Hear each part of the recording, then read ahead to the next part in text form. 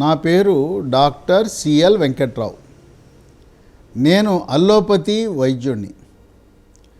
MS FRCS విద్యను అభ్యసించాను.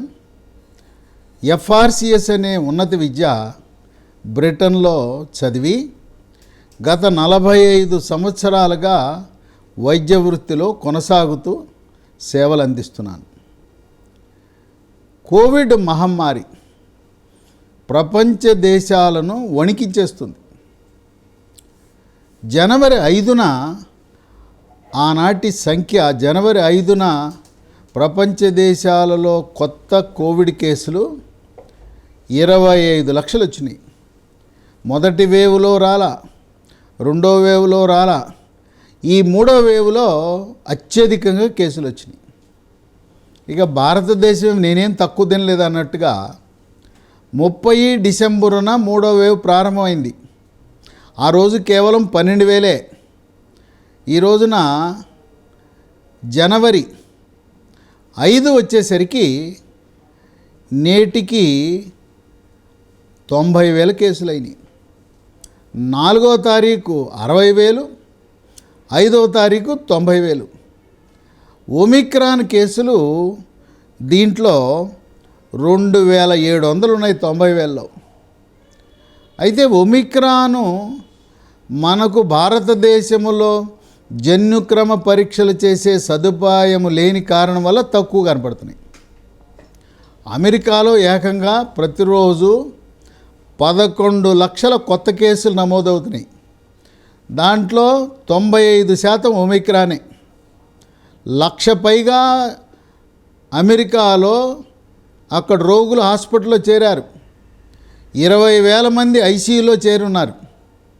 ఇటువంటి పరిస్థితి ఇంకెక్కడ ఏ దేశంలో కూడా లేదు. మరణాలు కేవలం అమెరికా, బ్రిటన్కే పరిమితమైనవి. నిన్న ఫ్రాన్స్లో 3 లక్షల కేసులు వచ్చినాయి, కొత్త కేసులు. ఇప్పటి వరకు భారతదేశంలో సాంప్రదాయ పద్ధతిలో ఒమిక్రాన్ను నిర్ధారణ చేస్తున్నారు. ముందు ఆర్టీపీసీఆర్ టెస్ట్ పాజిటివ్ వస్తుంది. ఇది కేవలం విదేశాల నుంచి వచ్చిన వాళ్ళకు మాత్రమే ఒమిక్రాను జన్యుక్రమ పరీక్షలు చేస్తున్నారు.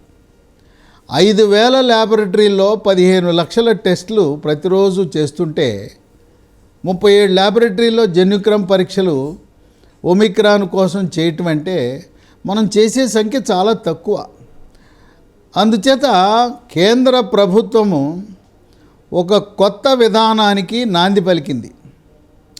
ఆర్టీపీసీఆర్ టెస్టు చేసినప్పుడే దాని ఫలితంతో పాటు అది ఒమిక్రాన్ కోవకు చెందిందా లేదా అనే టెస్ట్ కిట్లను అభివృద్ధి చేసింది. Indian council of medical research ఆమోదం తెలిపింది. ఇది జన్యుక్రమ పరీక్షలు చేయాలంటే ఖరీదుతో కూడుకుంది. 5,000 రూపాయలు ఖర్చు. తర్వాత మనకు సదుపాయాలు అన్ని చోట్ల లేవు. పైగా ఒమిక్రాన్ అని జన్యుక్రమ పరీక్షల్లో నిర్ధారణ చేయాలంటే 4 రోజులు పడుతుంది. ఇక ఈరోజు జనవరి 5 నుంచి భారతదేశంలో ఈ టెస్ట్ కిట్ల సంఖ్య ఉత్పత్తి పెంచి ఆర్టీపీసీఆర్ ద్వారానే ఒమిక్రాను నిర్ధారణ చేయొచ్చు. ఒమిక్రాన్కి కొన్ని ప్రత్యేకమైన లక్షణాలు గుర్తించారు ప్రపంచ ఆరోగ్య సంస్థ. మనకి గొంతు కింద పెద్ద శ్వాసనాళం ఉంటుంది. గొంతుని లారింగ్స్ అని వైద్య పరిభాషలో అంటారు. మరి అది స్వరపేటిక అంటాం తెలుగులో. ఈ స్వరపేటిక కూడా శ్వాసకోశాల్లో భాగమే. స్వరపేటిక లారింగ్స్ కింద పెద్ద శ్వాసనాళం పేరు ట్రెకియా అంటారు. ఈ ఒమిక్రాన్ అనేది కేవలం లారింగ్స్, స్వరపేటిక, పెద్ద శ్వాసనాళాలను మాత్రమే ప్రభావితం చేస్తుంది. కిందకి దిగటంలా, ఊపిరితిత్తులకు వెళ్ళటంలా. స్వరపేటికని, ఈ పెద్ద శ్వాసనాళం ట్రెకియాని అప్పర్ రెస్పిరేటరీ ట్రాక్ట్ అంటారు. ఒమిక్రాను కేవలం అప్పర్ రెస్పిరేటరీ ఇన్ఫెక్షన్లకే పరిమితమైందని పరిశోధనలు వెల్లడిస్తున్నాయి. అంటే ఊపిరితిత్తుల దాకా వెళ్ళటంలా. ఊపిరితిత్తుల్లో వచ్చే ఊపిరితిత్తుల్ని లోయర్ రెస్పిరేటరీ ట్రాక్ట్ అంటారు. అక్కడొచ్చే ఇన్ఫెక్షన్లను లోయర్ రెస్పిరేటరీ ఇన్ఫెక్షన్ అంటారు. కనుక ఒమిక్రాను కేవలం పై శ్వాసనాళాలను మాత్రమే ఇబ్బంది పెడతా ఉంది. ఇది ఒక మంచి సంకేతం.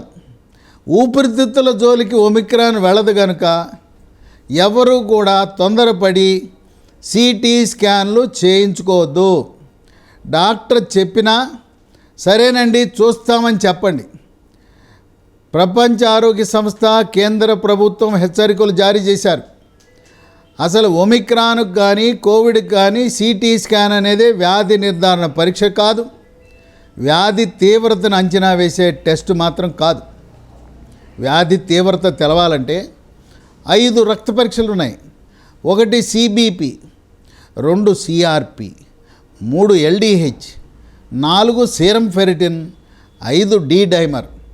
ఈ 5 రక్త పరీక్షల్లో వచ్చే మార్పుల వల్ల వ్యాధి తీవ్రత మనకు అవగాహన కలుగుతుంది. కోవిడ్ వచ్చిన వాళ్ళు ప్రతి 5 రోజులకు ఒకసారి ఈ 5 పరీక్షలు చేయించుకోవాలి. ఎవ్వరూ కూడా సిటీ స్కాను చేయించుకోవద్దు. కేంద్ర ప్రభుత్వము జనవరి 5న మరొక ప్రకటన చేసింది. మాల్నుపిరావిర్, మాల్నుపిరావిర్, MOLNUPIRAVIR,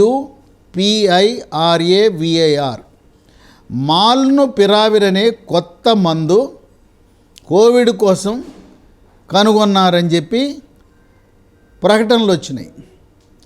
కేంద్ర ఔషధ నియంత్రణ శాఖ కూడా భారతదేశంలో 13 కంపెనీలు ఈ మాల్నుపిరావిర్ అనే గొట్టాలు తయారు చేయడానికి అనుమతి ఇచ్చింది. అవి త్వరలో మార్కెట్లో కొన్ని కంపెనీలు ఇప్పటికే మార్కెట్లో విడుదల చేసినాయి. కేంద్ర ప్రభుత్వం Indian council of medical research దీన్ని కోవిడ్ ట్రీట్మెంట్కి ఉపయోగించకూడదు అని పత్రికా ప్రకటన ద్వారా దేశ ప్రజలకు తెలియజేసింది. ఈ మాల్నుపిరావిర్ వాడితే భవిష్యత్తులో క్యాన్సర్ వస్తుంది. అలాగే మాల్నుపిరావిర్ వాడిన తర్వాత ఎవరైనా గర్భము దాలిస్తే అబార్షన్లు అవ్వచ్చు, గర్భంలో ఉండే శిశువు మరణించవచ్చు, ముందుగానే జననం జరగచ్చు. శిశువుకి అనేక రకమైన అవయవ లోపాలు వస్తాయి. మెదడు చిన్నగా ఉండొచ్చు, పెద్దగా ఉండొచ్చు, గుండెలో రంధ్రాలు, కాళ్ళు చేతులు వంకర తిరిగిపోవటం, నడుము గూని, ఒకటేంటి అనేక రకమైన శరీర అవయవాల నిర్మాణంలో మార్పులు వస్తాయి. వికృత రూపంలో శిశువు జన్మిస్తుంది. మాల్నుపిరావిర్ కేవలము క్యాన్సరు, గర్భములో ఉండే శిశువుకు సమస్యలే కాకుండా దీనివల్ల కండరాల బలహీనత, మనం మాల్నుపిరావిర్ వాడి లేనిపోయిని కొనుక్కుంటమే జబ్బు, బలహీనత, చేతగాంతనం, వీక్నెస్, వీటితో పాటు కీళ్లలో మృదులాస్థి అని ఉంటుంది. ప్రతి కీలులో ఉంటుంది. ఈ కీలు లోపల ఉండే కార్టిలేజీ మృదులాస్థి మాల్నుపిరావిర్ ప్రభావం వల్ల దెబ్బతిని కీళ్ళవాతము, కీళ్ళ నొప్పులు వస్తాయి. కనుక వెరసి మాల్నుపిరావిర్ ఎవరైనా కూడా డాక్టరు మీకు వాడమని చెప్పినా మీరు వాడద్దు. ఇది చాలా ప్రమాదకరమైన మందు. తక్షణమే కేంద్ర ప్రభుత్వం రంగంలో దిగి ఏదైతే 13 కంపెనీలకు మందు తయారు చేయమని లైసెన్స్ ఇచ్చారో ఆ లైసెన్సుని తక్షణమే ఉపసంహరించి ప్రజా ప్రయోజనాలు కాపాడవలసిన అవసరం ఉంది. అలాగే మనం టీకాలకు వస్తే జనవరి 3 నుంచి పిల్లలకి టీకాలు వేస్తున్నారు. ఒకే కంపెనీ కోవాక్సిన్, భారత్ బయోటెక్నిక్ తయారు చేసే కోవాక్సిన్ టీకా మాత్రమే పిల్లలకి ఇస్తారు. 2007 ముందు జన్మించిన 15, 16, 17 సంవత్సరాల పిల్లలకి టీకాలు తప్పనిసరిగా వేయించండి. మొదటి డోసు అయిన తరువాత నెల రోజులకి 2వ డోసు తప్పనిసరిగా పిల్లలకు వేయించండి.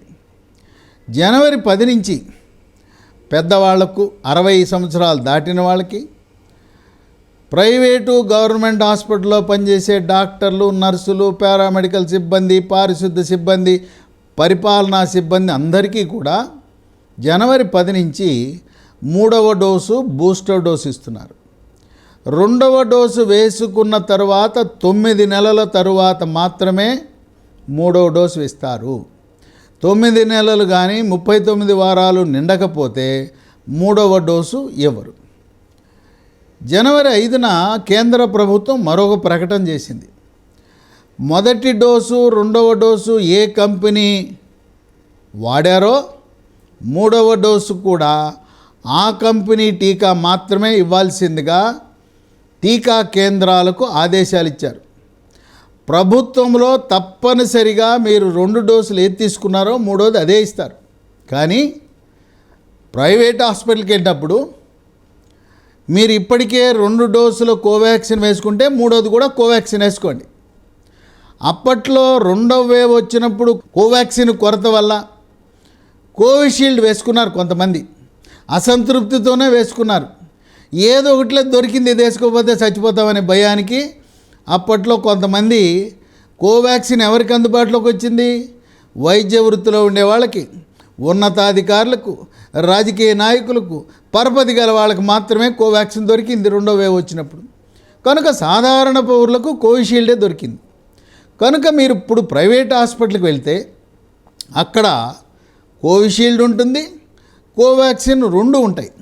గవర్నమెంట్లోకి వెళ్తే ఇంతకుముందు 2 డోసులు ఏమేశారో మూడోది అదే వేస్తారు. వేరే దాన్ని వేసే వెసులుబాటు లేదు. ప్రపంచ ఆరోగ్య సంస్థ ఒక ప్రకటన చేసింది.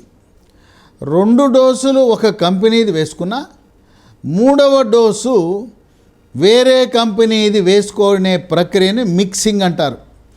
వ్యాక్సిన్ మిక్సింగ్ అంటారు. అది సురక్షితమని ప్రకటించింది. అయితే ఏ దేశానికి ఆ దేశం మీకున్న వెసులుబాటు బట్టి మీరు నిర్ణయం చేసుకోమన్నారు. క్రిస్టియన్ మెడికల్ కాలేజ్ వెల్లూరులో ఇప్పటికే 10,000 మంది మీద ప్రయోగాలు జరిగినాయి. మొదటి 2 డోసులు ఒక కంపెనీది, మూడవ డోసు మూడో కంపెనీది వేస్తే భారత్ బయోటెక్నిక్ తయారు చేసిన కోవాక్సిన్ 2 డోసుల కోవిషీల్డ్ తర్వాత మూడవ డోసు కోవాక్సిన్ వేసుకున్న వాళ్ళకి రోగ నిరోధక శక్తి చాలా ఎక్కువ పెరిగింది. వాళ్ళలో యాంటీబాడీ పరిమాణం ఊహించని రీతిలో ఎక్కువ ఉందన్నారు. కనుక 2 టీకాలలో ఈ రోజున ఎవరైనా ఏది వేయించుకోమంటారు? 2 ఉన్నాయంటే పిల్లలకైతే కోవాక్సిన్ ఇంకా వేరేది లేదు. పెద్దవాళ్ళు మీరు ఎంపిక చేసుకునే అవకాశం మీకుంటే కోవాక్సిన్ టీకా ఎంపిక చేసుకోండి. మరి ఇప్పటికే గవర్నమెంట్లో 2 కోవిషీల్డ్ వేయించుకున్నాం, వాళ్ళు మళ్ళీ కోవిషీల్డ్ వేస్తారు.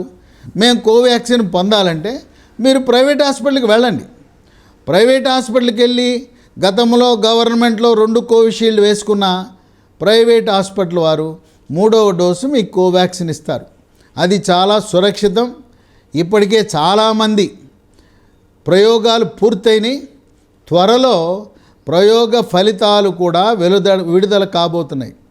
కనుక 10 జనవరి నుంచి 60 సంవత్సరాలు దాటిన వాళ్ళు, కోవిడ్ వారియర్లు తప్పనిసరిగా మూడవ డోసు వేసుకోండి. ఇంకొక లక్షణం ఒమిక్రాన్లో గమనించింది ఏంటంటే ఒంటి మీద దురదలు వస్తున్నాయి, దద్దుర్లు వస్తున్నాయి, ఎర్రటి మచ్చలు వస్తున్నాయి.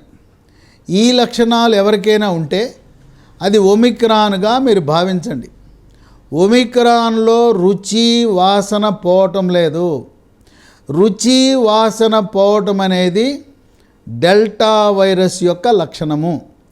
ఇప్పుడు మనకు భారతదేశంలో 90,000 కొత్త కేసులు వచ్చినా రుచి వాసన పోయిన వాళ్ళ సంఖ్య చాలా తక్కువ.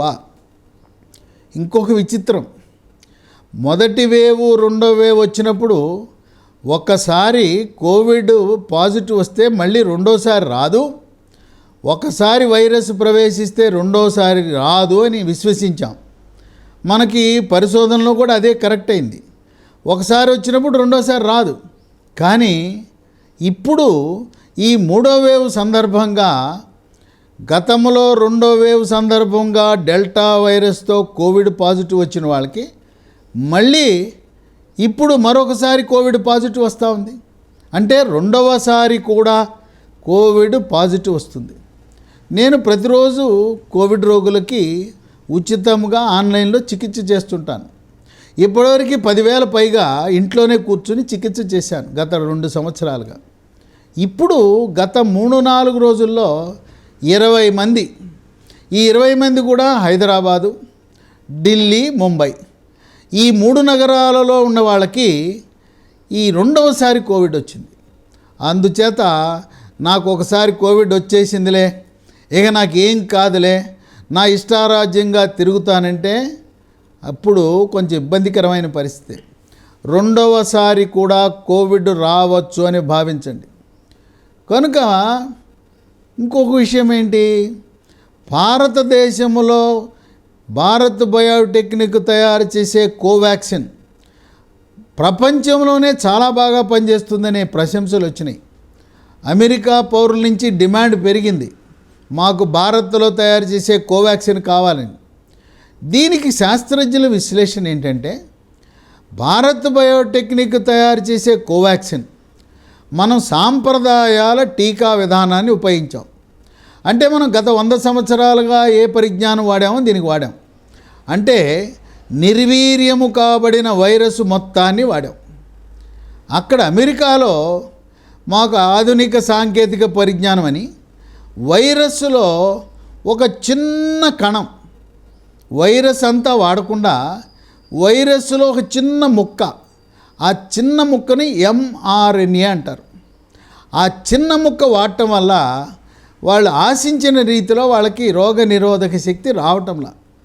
అమెరికాలో ఇంకా కొన్ని దేశాలు 3 కాదు 4 డోసులు వేసుకున్నారు. 4 డోసులు వేసుకున్న mRNA పద్ధతి ద్వారా తయారు చేసిన అమెరికాలో టీకాలు, బ్రిటన్లో టీకాలు ఆశించిన రీతిలో ఫలితాలు రావటం లేదని శాస్త్రజ్ఞులు ప్రకటించారు. కనుక మనకు భారతదేశంలో తయారు చేసే భారత్ బయోటెక్నిక్ కేంద్ర ప్రభుత్వ అధీన సంస్థ అయిన ICMR సంయుక్తంగా తయారు చేసిన కోవాక్సిన్ టీకా ప్రపంచంలోనే నంబర్ 1 స్థాయికి వెళ్ళిపోయింది. కనుక మన దేశంలో కేసులు తక్కువగా ఉండే అవకాశం ఉంది. ఏది ఏమైనా ఫిబ్రవరి నాటికి ప్రపంచ ఆరోగ్య సంస్థ శాస్త్రవేత్తల యొక్క అంచనా ప్రకారం రోజుకి కొత్త కేసులు 14 లక్షల వరకు కూడా వెళ్ళే అవకాశం ఉందన్నారు. అయినా మరణాలు ఏముండవు, మన రోగ నిరోధక శక్తి. కనుక కోవాక్సిన్ ఎక్కడ మీకు అందుబాటులో ఉన్నా కోవాక్సిన్ అడిగి వేయించుకోండి. ప్రభుత్వము కూడా ప్రభుత్వ కేంద్రాలు 2 అందుబాటులో తెచ్చారు. కోవిషీల్డ్ పెడుతున్నారు, కోవాక్సిన్ పెడుతున్నారు. పౌరులు ప్రజలు ఏది కోరుకుంటే అది ఇచ్చే సదుపాయం కల్పించారు కేంద్ర రాష్ట్ర ప్రభుత్వాలు. ఇది మనకు ఒక అదృష్టం, ఇది ఒక వరం. కనుక 2 డోసుల టీకాలు 3 డోసుల టీకాలు తీసుకున్న వారికి కోవిడ్ వచ్చినా ఒమిక్రాన్ వచ్చినా మనం ఏమీ ఆందోళన చెందవలసిన అవసరం లేదు, భయపడవలసిన అవసరం లేదు. ఇప్పటికే 150 కోట్ల డోసులు ఇచ్చాం. ఈ టీకాలు ఉద్యమ స్ఫూర్తితో ఇవ్వటం వల్లనే మనమందరం కూడా రక్షించబడుతున్నాం. కోవిడ్ పాజిటివ్ వచ్చినంత మాత్రాన ఎవరు హాస్పిటల్లో చేరద్దు. చేరితే రెస్ట్ కోసమని అక్కడికి వెళ్తే ఆనాటి గాన గంధర్వుడు SP బాలసుబ్రహ్మణ్యంకి ఏం జరిగిందో అదే మనకు జరిగే అవకాశం ఉంది. కనుక వాళ్ళు కార్పొరేట్ హాస్పిటల్, ప్రైవేట్ హాస్పిటల్ చేరు రెస్ట్ తీసుకుంటే వద్దు నేను ఇంట్లో ఉంటానని చెప్పండి. కేంద్ర ప్రభుత్వము మార్గదర్శకాల్లో మరొక మార్పు తెచ్చింది. లక్షణాలు లేకుండా కోవిడ్ పాజిటివ్ ఉన్నవాళ్ళు, స్వల్ప లక్షణాలు ఉన్నవాళ్ళు, 3 రోజుల పాటు జ్వరము లేని వాళ్ళు, 3 రోజులు జ్వరం లేదు, వాళ్ళు ఇంట్లో హోమ్ క్వారంటైన్ 14 రోజుల బదులుగా 7 రోజులు సరిపోతుందన్నారు. ఇప్పుడు మరొక దివ్య ఔషధం సంజీవని, అది విదేశాలలో తయారై సిప్లా కంపెనీ దిగుమతి చేసుకుంటుంది. దాని పేరు మోనోక్లోనల్ యాంటీబాడీ కాక్టైల్ అంటారు. ఈ మోనోక్లోనల్ యాంటీబాడీ RT-PCR పాజిటివ్ రాగానే వెంటనే వేసుకోవాలి. హాస్పిటల్కి వెళ్ళి ఇంజెక్షన్ వేసుకుని 1 గంట అక్కడ వేచి ఉండి ఇంటికి వచ్చేయండి. దీన్ని వేసుకోవడానికి హాస్పిటల్లో చేరవలసిన అవసరం లేదు. దీని ఖరీదు 75,000 రూపాయలు. 75,000 ఖరీదైనా చాలా బాగా పనిచేస్తుంది. దీన్ని 2020 నవంబర్లో ఆనాటి అమెరికా అధ్యక్షుడు ట్రంప్కు వాడితే ఆయనకి లక్షణాలు లేకుండా పోయినాయి. నేను ఎవరైతే ఈ మోనోక్లోనల్ యాంటీబాడీ కాక్టైల్ వాడారో వాళ్ళ యొక్క అనుభవాన్ని అడిగితే చాలా బాగుందండి, మాకు ఏ లక్షణాలు రాలేదు, హాయిగా ఉన్నామన్నారు. కనుక ఆర్థికమైన వెసులుబాటు ఉన్న వాళ్ళందరూ కూడా మోనోక్లోనల్ యాంటీబాడీ వేసుకోండి. రెమిడిసివిర్ ఇంజెక్షన్ వద్దే వద్దు. మాల్నుపిరావిర్ ఎలా అయితే నిషేధించబడిందో ఫావిపిరావిర్ అనే మందు కూడా వాడద్దు. ఫావిపిరావిర్ ఎందుకు పనిచేయదు, దానికి కూడా మూత్రపిండాలు కాలేయం మీద అనర్థాలు వస్తాయి. ఐవెర్మెక్టిన్ అనే ట్యాబ్లెట్ కూడా వాడవలసిన అవసరం లేదు. కనుక శ్రీరామ రక్ష మనకి మాస్క్, తప్పకుండా మాస్క్ ధరించండి. ఆర్థిక స్థితిగతులు బాగా ఉన్నవాళ్ళు N95 మాస్కు, మందుల షాపులో దొరికే తెల్లటి మాస్కే. రంగురంగుల మాస్కులు పనిచేయవు. ఈ N95 మాస్క్ కానీ సర్జికల్ మాస్క్ కానీ పునర్వినియోగం చేయరాదు. ఉతికినా మళ్ళీ శానిటైజర్ పూసినా అది ప్రయోజనం లేదు. కొంతమంది లుంగీలు తయారు చేసే కంపెనీ వాళ్ళు రంగురంగుల మాస్కులు మనకి ఇస్తున్నారు. వాటి వల్ల ఎటువంటి రక్షణ ఉండదు. మందుల షాప్కి వెళ్ళండి, 30-40 బండిల్స్ ఉంటాయి, తక్కువ ధరకు వస్తాయి. N95 మాస్క్ రోజుకొకటి ధరించండి. ఫేస్ షీల్డ్, దాని ఖరీదు 50 నుంచి 100 రూపాయలు. పిల్లలు, పెద్దవాళ్ళు, వృద్ధులు అందరూ కూడా ప్రతి ఒక్కరూ తప్పనిసరిగా ఫేస్ షీల్డ్ వాడాలి. 2 మాస్కులు, మాస్క్ మీద మాస్క్, డబుల్ మాస్క్ వాడటం కంటే కూడా ఫేస్ షీల్డ్ వాడటం వల్ల గాలి ద్వారా కోవిడ్ వ్యాప్తిని సమర్థవంతంగా మనం అరికట్టే అవకాశం ఉంది. కనుక ఈరోజు భారతదేశంలో మనం ఎవ్వరూ కూడా ఈ సంఖ్యను చూసి అమ్మో 90,000 జనవరి 5కి 14 లక్షలు వచ్చేస్తాయంట అని గుండెలు బాదుకోవద్దు, భయపెడద్దు, ఆందోళన చెందవద్దు. టీకాలు 2-3 ఎవరికి అవకాశం ఉన్న వాళ్ళు వేసుకోండి. వేసుకున్న తర్వాత మనకు దగ్గు పరిచయం వచ్చి ఎలా తగ్గిపోతుందో అదేవిధంగా తగ్గిపోతుంది. బార్లు, పబ్బులు, క్లబ్బులకు వెళ్ళొద్దు. సినిమా థియేటర్లకు వెళ్ళి సినిమాలు చూడొద్దు. సినిమా థియేటర్కి వెళ్తే కోవిడ్ వస్తుంది. ఇంట్లోనే కూర్చోండి. ఓటీటీ ప్లాట్ఫారం మీద చూడండి. పెద్ద సినిమాలు, పాన్ ఇండియా సినిమాలు, 666, రాధేశ్యామ్ లాంటి సినిమాలు వాళ్ళు ఎందుకు వాయిదా వేసుకున్నారు? తెలివిగల వాళ్ళు ఎవరు కూడా వెళ్ళి సినిమాలు చూడరు. అమాయకులు తల్లిదండ్రులు మీ పిల్లల్ని నియంత్రించుకోండి. ఎట్టి పరిస్థితుల్లో కూడా సినిమా థియేటర్ పంపద్దు. ఓటీటీ ప్లాట్ఫారంలో కావలసినన్ని సినిమాలు ఇంట్లోనే చూపించండి. ఈ విధంగా నియంత్రణ చేయాలి. మద్యపాన ప్రియులు ఉంటారు, మానుకోండి. ధూమపానం మానుకోండి, తప్పదు. మద్యపానము క్లబ్బుకో, పబ్బుకో, రెస్టారెంట్కి వెళ్లకుండా ఇంట్లో కూర్చుని తాగండి. ఆ విధంగా మీరు కోవిడ్కి దూరంగా ఉంటారు. భయపడద్దు, ఆందోళన చెందవద్దు. మాల్నుపిరావిర్ చాలా భయంకరమైన విషపూరితమైన ట్యాబ్లెట్. దీన్ని ఎట్టి పరిస్థితుల్లో ఎవరు చెప్పినా వినద్దు. డాక్టర్ రాసిచ్చినా వినద్దు, హాస్పిటల్లో రాసిచ్చినా వినద్దు. ఎవరు చెప్పినా మాల్నుపిరావిర్ వేసుకోవద్దు. సిటీ స్కాన్కు దూరంగా ఉండండి. సిటీ స్కాన్లు విచక్షణారహితంగా చేసుకుంటే క్యాన్సర్ వచ్చే అవకాశం ఉంది. ఈ విధమైన చర్యలు పాటించడం ద్వారా సమర్థవంతంగా 3వ వేవ్ వచ్చినా మనకేం కాకుండా అతి తక్కువ మరణాలతో 3వ వేవ్ని మనం అధిగమించే సమయం ఆసన్నమైంది.